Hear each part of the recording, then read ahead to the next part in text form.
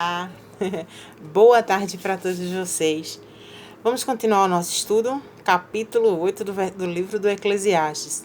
Gente, a gente tá quase acabando, né? Na verdade, assim, faltam só 4 capítulos pra gente estudar, tá certo? E depois que a gente terminar o livro do Eclesiastes, vamos ver para onde é que o Todo-Poderoso nos direciona, né? Para ver o que a gente vai fazer. Vamos ler o capítulo 8 do livro do Eclesiastes? Eu vou novamente fazer aquela divisão, tá, gente? Aquela divisão que eu tô fazendo. Assim, eu primeiro falo, depois eu explico um pouquinho, depois eu retorno nos capítulos. A epígrafe do meu capítulo 8 do livro do Eclesiastes, do 1 até o 5, é o seguinte: a obediência devida ao rei. Quem é como o sábio? A quem sabe a interpretação das coisas? A sabedoria faz brilhar o seu rosto, e a dureza o seu rosto se muda. Deixa eu ler novamente, tá, gente? Que eu pulei uma parte aqui. Quem é como o sábio, e quem sabe a interpretação das coisas? A sabedoria do homem faz brilhar o seu rosto, e a dureza o seu rosto se muda. Eu digo: observa o mandamento do rei, e isto em consideração ao juramento que fizestes a Deus. Veja só esse versículo 3 que a gente vai conversar um pouquinho sobre ele. Não te apresses em sair da presença dele, nem persistas em fazer alguma coisa má, porque ele faz tudo o que quer. Porque a palavra do rei tem autoridade, e quem lhe dirá, o que fazes? Quem que vai chegar para Deus e vai dizer a ele, o que você está fazendo? Presta atenção. Quem guardar o mandamento não experimentará mal nenhum, e o coração do sábio discernirá o tempo e o juízo. Aqui tem duas coisas para eu falar para vocês. A primeira coisa está nesse versículo 3, tá?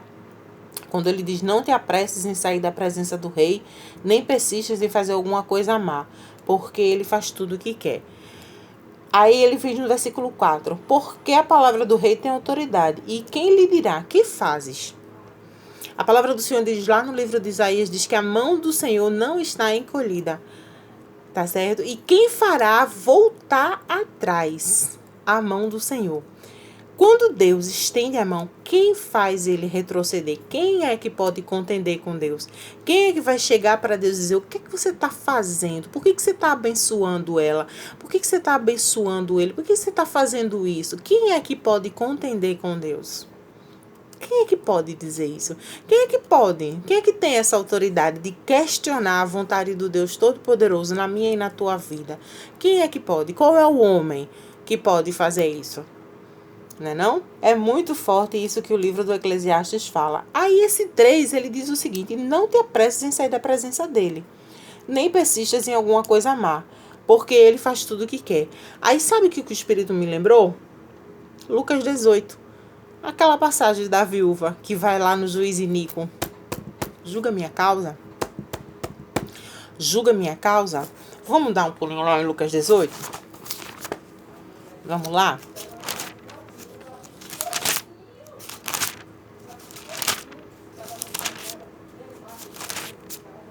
A parábola da viúva persistente. E diz-lhes também uma parábola sobre o dever de orar sempre e nunca desfalecer, dizendo: havia em uma cidade um certo juiz que nem temia a Deus, nem respeitava o homem. Havia também naquela mesma cidade uma certa viúva que ia ter com ele dizendo: faze-me justiça contra o meu adversário. Por algum tempo não quis atendê-la, mas depois disse consigo: ainda que eu não temo a Deus, nem respeito aos homens, todavia esta viúva me molesta. Hei de fazer-lhe justiça, para que enfim não volte a que me importune muito. E disse o Senhor: ouvi o que diz o injusto juiz, e Deus não lhe fará justiça aos seus escolhidos, que clamam a ele dia e noite, ainda que tardio para com eles? Digo-vos que depressa lhe fará justiça, porque quando vier o Filho do Homem, achará fé na terra? Essa parábola é bem conhecida, Quando ele diz aqui, não te apresses em sair da presença dele, você tem persistido na presença do Senhor? Ou você tem persistido em alguma coisa má, como ele diz aqui? Ou tem persistido em dar ouvido àquilo que o Deus Todo-Poderoso tem dito para você não fazer? Você tem persistido? A palavra do Senhor diz, bater, aquele que bate... aquele que pede recebe, e aquele que bate abre, perdão. Você tem persistido nisso? Você tem se afastado da presença do Senhor com facilidade? Você tem desistido dos seus objetivos? Você tem desistido de clamar? Você tem desistido de buscar? Ou você tem sido persistente como essa viúva? Porque, como Jesus diz, digo-vos que depressa lhe fará justiça, ainda que tardio. O tempo passa para a gente, mas o tempo não passa para Deus, porque ele é atemporal. A gente que fica pensando, a gente que olha e vê a hora. Deus, ele não vê a hora, a menos que seja a hora de nos abençoar. O tempo de Deus é diferente do nosso. Por isso que a gente não pode se apressar em sair da presença dele. A gente não pode ficar pensando, meu Deus, está na hora de acabar o culto, meu Deus, está na hora de acabar a live, meu Deus, está na hora de fazer isso. Não. A gente tem que investir na nossa eternidade. Lembra que no capítulo 7 a gente falou da morte? A gente tem que investir na nossa eternidade. A gente tem que investir na nossa vida espiritual, investir em nós mesmos, em nós mesmas, tá certo? A gente tem que investir na gente. Então, quando ele diz não te apresses, não é para você ter pressa. É porque quem tem pressa é Deus. Mas você tem que ter paciência. Você tem que esperar com confiança, como diz o Salmo 40. Então, a gente tem que não ter pressa de sair da presença de Deus. Não ter pressa em sair do ciclo de oração. Não ter pressa em sair daquela leitura bíblica. Não ter pressa em sair do nosso propósito de louvor. E aproveitar, gastar o tempo que a gente tem. A palavra do Senhor diz, buscai enquanto se pode achar. Gente, nós vivemos em tempos difíceis. Nossa, igreja, a gente passou por uma pandemia enorme de muitos anos, que afetou o mundo inteiro. E muitas pessoas não puderam mais buscar o Senhor da forma que estavam acostumadas, na igreja, nos templos, nos cultos. E tivemos que nos reinventar. Então, a gente tem que aproveitar e o tempo que a gente tem para buscar a Deus, porque chegará um tempo que não se poderá mais buscar a Ele. E que esse tempo não chegue até a nós. Que nós possamos estar sempre como uma videira verdadeira, agarrada no Senhor Jesus. Amém? Aí a gente vai, a partir do versículo 6, a gente vai voltar em outro ponto também da Bíblia, que eu gosto muito desse salmo. Veja só.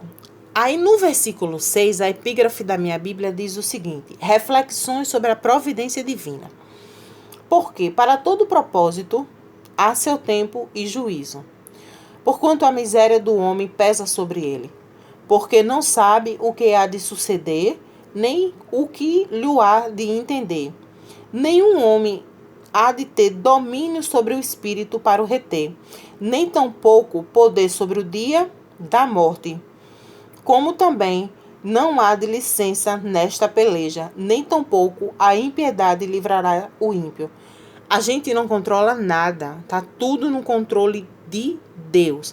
A gente não controla o dia que a gente vai morrer, a gente não controla o dia que a gente vai nascer, a gente não controla absolutamente nada. Quando ele diz para reter o espírito, ele está falando da morte. Você não pode adiar o dia da sua morte. O dia da sua morte ele já está determinado. O dia da morte da irmã Alice ela já está determinada. Ou seja, o Deus Todo-Poderoso tem o controle total de todas as coisas. Tudo isto vi e apliquei meu coração sobre toda a obra que se fez debaixo do sol. Tempo há que um homem tem domínio sobre outro homem para a sua desgraça. Olha só. A palavra aqui diz que quando um homem tem o domínio sobre o outro homem, é para a desgraça dele. É uma palavra bem forte, tá, gente? Essa palavra. Eu nem gosto de pronunciar ela dentro de casa, tá? Repreendido em nome de Jesus. Mas como eu tô lendo o que está escrito na Bíblia, Jeová está no controle de todas as coisas. Veja que quando um homem domina o outro homem, quando a gente tá uma pessoa que domina, ela oprime, ela pisa, ela humilha, ela torna a gente angustiada. Vamos um pouquinho mais longe. Essa guerra que está acontecendo entre a Rússia e a Ucrânia, ou seja, a Rússia querendo dominar a Ucrânia, ele não está pensando na quantidade de mortos, ele não está pensando em nada, ele está só pensando nele. No caso, o russo. E a gente tá temendo. E a gente, como cristão, já vou deixar a dica, tá? A gente tem que orar para que essa guerra não chegue na gente. Ah, irmã, tá longe, mas o coronavírus começou na China e chegou até aqui. E essa guerra, ela tem proporções de ser a terceira guerra mundial. Não tô querendo colocar medo em vocês não, minha gente. Mas a gente tem que orar para que Jesus guarde a igreja. Que a palavra diz, quando ouvires guerras e rumores de guerras, ainda é o princípio das dores, ainda não será o fim. Então tem muita coisa ainda para acontecer e a gente precisa se preparar. Por isso que a gente precisa investir o nosso tempo na eternidade, com jejuns, com cânticos, com leituras de Bíblia, se puder ir para o culto, vai, se puder ir para um ciclo de oração, vai, se puder ir para uma consagração, vai. Gente, investe o seu tempo na eternidade, que Jesus, ele está voltando, amém? Aí ele diz no versículo 10, assim também viu os ímpios serem sepultados com honra, e os que frequentavam o lugar santo foram esquecidos na cidade na qual atuaram retamente. Isso também é vaidade. Lembrando que toda vez que ele fala que é vaidade, é que não tem sentido, tá? É uma coisa que não faz sentido para ele. Portanto, não se executa logo o juízo sobre a obra má. Por isso o coração dos filhos do homem está inteiramente disposto a fazer o mal. O apóstolo Paulo, ele diz, o bem que eu quero fazer, eu não faço, mas o mal que é em mim, eu acabo fazendo. Ele disse isso porque a nossa natureza humana, a nossa natureza carnal, ela é inclinada para fazer o mal. Gente, a gente ainda tem uma natureza terrena. Então a nossa natureza terrena, ela se inclina para fazer o mal. O que a gente tem que fazer? Buscar a natureza divina. Quando Jesus ele diz, sem mim nada podereis fazer, é justamente isso aí. A gente buscar essa natureza divina para que quando a gente se irar, a gente não pecar. Porque a palavra diz, irai-vos, mas não pequeis. Ou seja, então a gente tem que guardar o nosso coração. Provérbios diz, de todas as coisas que se deve guardar, guarda o teu coração. Mas a gente só pode fazer isso com o auxílio do Deus Todo-Poderoso. Porém, o ímpio não irá bem, e não se prolongará seus dias, e são como a sombra, porque ainda não teme diante de Deus. Ainda há outra coisa que se faz sobre a terra. Há justos que acontece segundo a obra dos ímpios, e há ímpios que acontece segundo a obra dos justos. Digo-vos também que tudo isso é vaidade. É quando aquela pessoa se aproveita da gente, né? Quando aquela pessoa, ela cresce em cima da gente, em cima do nosso trabalho, e a gente fica pensando, meu Deus, por que será que não vai acontecer nada? Será que essa pessoa vai me maltratar para sempre? Ela vai me oprimir para sempre? Ela vai destruir aquilo que eu faço para sempre? Ela vai sempre ter vitória? Aí Asaf, ele estava desse jeito, absolutamente entristecido. Vamos lá no Salmo 73, que ele fala justamente da prosperidade dos ímpios. Verdadeiramente bom é Deus para com Israel, para com os ímpios de coração, os limpos de coração. Quanto a mim, os meus pés quase se desviaram. Olha só, faltou pouco para escorregassem meus passos. Pois eu tinha inveja dos loucos quando vi a prosperidade dos ímpios. Sabe quando você olha para você que você está passando por uma prova daquela e vê aquela pessoa que não serve a Jesus tendo tudo que você gostaria de ter e não tem? A Asaf estava nesse estado, gente. Porque há apertos na sua morte, mas firme está a sua força. Ou seja, parece que nunca vai acontecer nada com aquela pessoa. Parece que ele nunca vai pagar pelos crimes que ele está fazendo. Não se acham seus trabalhos em outra gente, nem são afligidos como os outros homens. Pelo que a soberba os cerca, como lá vestem-se de violência como adorno. Os olhos deles estão inchados de gordura, e eles têm mais do que o coração pode desejar. São corrompidos, maltratam maliciosamente de opressão, falam arrogantemente, põem as suas bocas contra os céus e as suas línguas andam na terra. Por isso, dele volta aqui as águas do copo cheio e lhes espremem. E como os dizem? Como sabe Deus? Há conhecimento do Altíssimo? Eis que esses são ímpios e prosperam no mundo e aumentam em riquezas. Na verdade, em vão tenho purificado meu coração, lavado as mãos na minha inocência. Ou seja, será que realmente está dando certo? Será que realmente vale a pena jejuar? Será que realmente vale a pena orar? Será que realmente vale a pena a gente fazer a obra de Deus? E dissestes, falarei assim, eis que ofenderia a geração dos teus filhos? Quando pensava em entender isto, foi para mim muito doloroso. Olha só, aí vê a grande virada. Até que entrei no santuário de Deus e entendi eu o fim deles. Certamente tu pusestes em lugares escorregadios e tu lanças em destruição.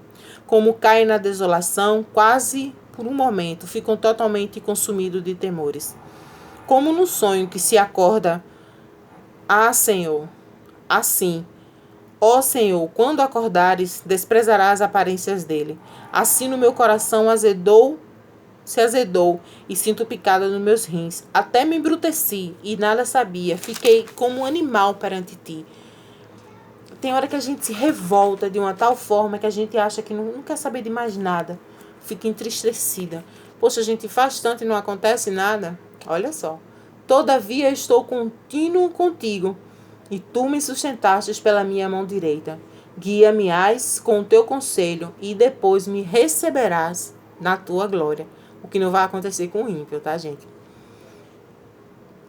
Quem tenho no céu, senão a ti? E na terra, quem há quem eu deseje além de ti?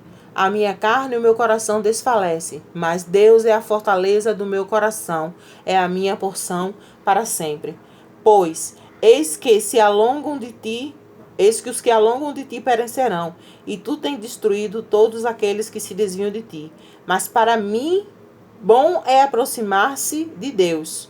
Pus a minha confiança no Senhor para anunciar todas as tuas obras. Asaf estava bem entristecido, Asaf estava bem chateado com a prosperidade dos ímpios, que é exatamente isso que Salomão ele fala aqui no livro do Eclesiastes. Aí quando ele diz aqui no capítulo 12, ainda que o pecador faça o mal 100 vezes e os dias se prolonguem, contudo eu sei com certeza que o bem sucede os que temem a Deus e os que temem diante dele. É isso que Asaf está dizendo lá, que a gente que teme a Deus, nós seremos recebidos na glória. Então não adianta ter tudo aqui. Não adianta você achar que pode fazer todas as coisas aqui e agir aqui de forma soberbamente. O que é que diz o Salmo 1? O Salmo 1 diz que fala: bem-aventurado o homem que não anda no conselho dos ímpios. Bem-aventurado, feliz, felicíssimo. Ele relata, a gente falou do Salmo 1 ontem no capítulo 7. A importância de ser salvo. Ou seja, a gente não se envolver com o erro, porque o errar, você vê que Davi ele fala primeiro andar, depois deter, depois assentar-se, lá no Salmo 1, tá, gente? Ou seja, é uma progressão, vai aos poucos, o pecado não chega e se apresenta de forma imediata. Então a gente tem que escolher com sabedoria ouvir a voz de Deus, ao invés de ouvir a voz do pecado, da tentação. E só assim a gente vai ter essa estabilidade que Asaf teve. Porque ele ficou bastante entristecido quando ele viu que as pessoas mais se dando bem. É aquele teu vizinho que fala mal de você, é aquela teu chefe que te persegue, é aquela dirigente ou aquela amiguinha de banco que te persegue, que implica com você, sabe, que fala mal de você, é aquela pessoa que bota defeito em tudo que você faz, que nada presta, você não presta, tudo que você faz está errado. Ou seja, você vê essas pessoas sempre se dando bem, sempre sendo aplaudidas. Tem hora que você ora e pensa, vale a pena servir a obra de Deus, vale a pena dizer não ao pecado, vale a pena, como disse Asaf, eu tenho lavado as minhas mãos na inocência, então vale a pena a gente fazer isso? Sim, vale a pena. Vale a pena obedecer, vale a pena ter sabedoria para ouvir a voz de Deus, vale a pena ter coragem para dizer não ao pecado, não à tentação, e vale a pena porque tem equilíbrio, e esse equilíbrio é que nos vai trazer as esperança para viver de forma correta, para saber como viver de forma correta, de buscar essa sabedoria que vem do alto. Então vale a pena sim, tá entendendo? É sobre a providência divina, ela chega no tempo de Deus, ela não chega no nosso tempo.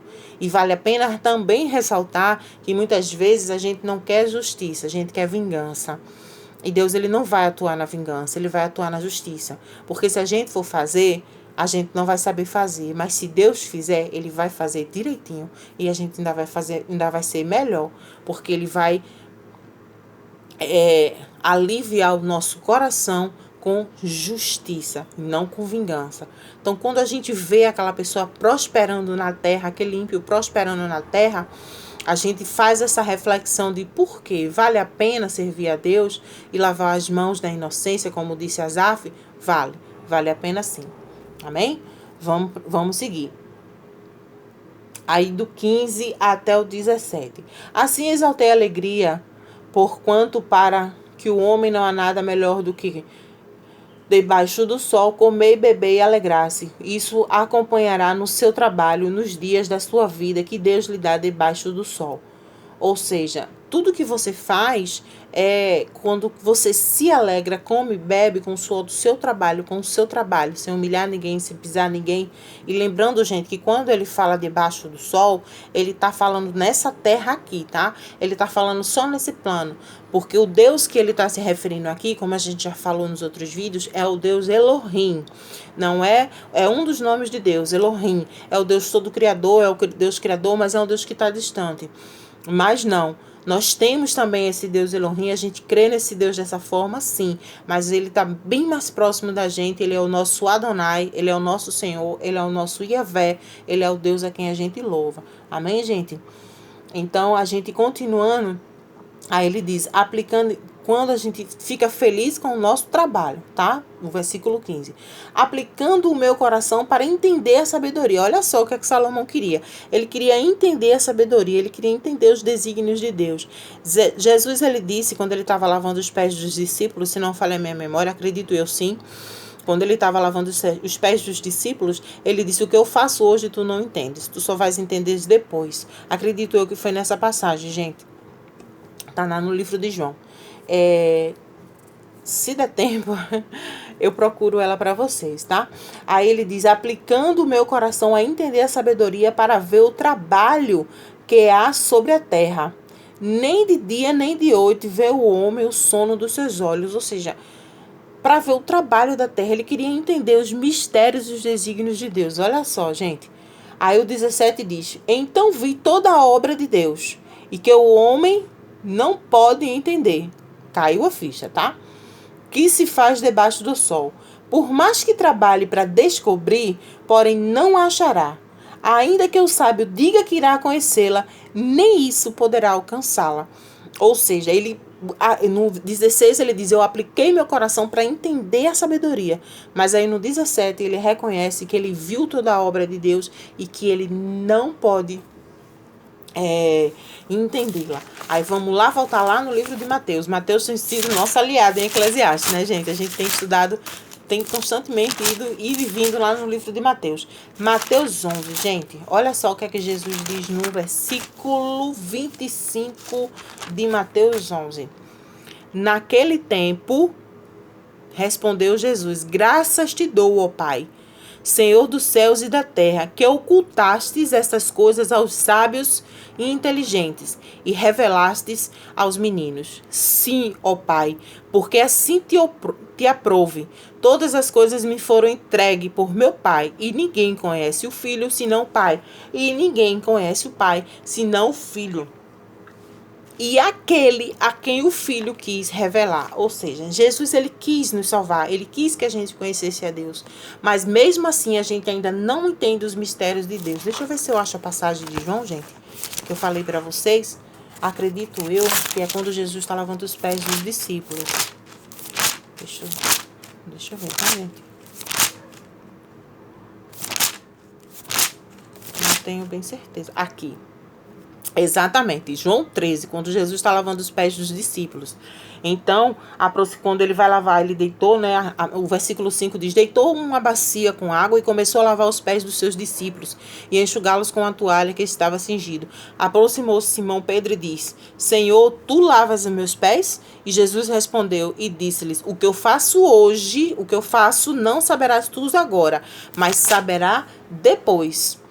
Certo? João 13 que Jesus diz isso, ou seja, quando ele diz, Senhor, obrigada porque o Senhor ocultou as coisas aos sábios, porque tem gente que acha que pode entender Deus, que pode ensinar Deus a trabalhar. Salomão, ele queria entender, mas aí depois ele acabou entendendo que ele não poderia entender, que as coisas que ele buscava entender eram mistérios e desígnios. aquilo que Deus faz hoje, aquilo que acontece hoje na nossa vida, a gente não entende, a gente só vai entender depois, a gente só vai entender quando o propósito fica pronto, quando a gente passa pela moenda, né? Passa pela olaria de Jeová e ele vai, trabalha e molda o vaso conforme a vontade dele, aí acaba deixando a gente prontinho para fazer a obra. Então, gente, esse é a grande reflexão do capítulo 8, né, do livro de Eclesiastes. E que nós precisamos obedecer a Deus. E que a gente precisa buscar entender, a gente precisa buscar obedecer, a gente precisa buscar equilíbrio, né, a sabedoria. A sabedoria que a gente precisa buscar é a sabedoria que nos leva a levar uma vida correta, de forma correta perante Deus. É essa sabedoria que a gente precisa ter e não a sabedoria de entender os mistérios e os desígnios de Deus. Porque só ele entende. Quando Jesus diz, só eu conheço meu Pai, só meu Pai me conhece. E só vai conhecer a quem eu quiser revelar, tá certo? Lá no capítulo, em Mateus 11, 25, tá, gente? A gente leu Mateus 11. E a gente, Salomão, ele teve esse entendimento depois. Então, a gente precisa buscar esse entendimento de como viver da forma correta, de como andar de forma correta perante ao Deus Todo-Poderoso. Amém, igreja? Vamos orar?